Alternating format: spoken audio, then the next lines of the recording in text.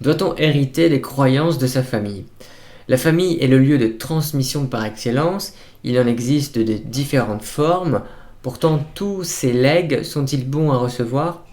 L'héritage, qu'il soit culturel ou matériel, est l'essence même de la notion de famille.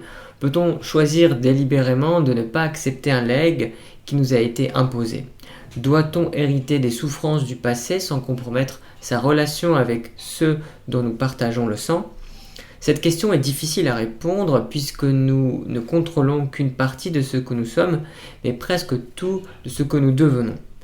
Lorsque quelqu'un décide de prendre son envol, il fait le choix bien souvent de renoncer à un fardeau trop lourd à porter. On ne peut pas adhérer à deux narratifs contradictoires, deux croyances opposées ne peuvent pas cohabiter sereinement dans notre esprit.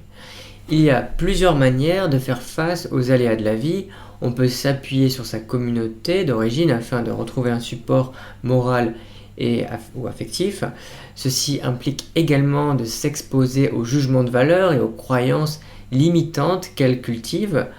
On peut aussi, à un autre extrême, choisir d'affronter seul les obstacles sur notre chemin.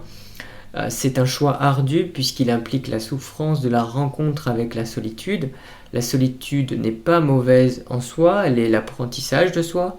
C'est l'amitié première et essentielle pour être heureux. C'est celle qu'on pourra garder toute sa vie si l'on sait comment en prendre soin. Lorsqu'on explore de nouveaux chemins, loin de ceux empruntés par les siens, on peut prendre ses distances avec les croyances et les souffrances qu'on souhaite nous transférer. Pour réussir efficacement cette transition, il faut pouvoir remplacer ces anciennes croyances par des nouvelles qui seront comme de nouveaux guides pour votre vie. Une fois que vous aurez fait votre trou ailleurs, vous pourrez revenir vers les vôtres. Les croyances limitantes ne vous affecteront plus. Vous ne devez jamais complètement vous défaire des liens avec votre famille. Vous devez entretenir d'une façon ou d'une autre un lien qu'il soit proche ou lointain. Vous pouvez par exemple tâcher de vivre selon certains principes que l'on vous a inculqués pendant votre enfance ou encore d'honorer votre famille en accomplissant un rituel particulier.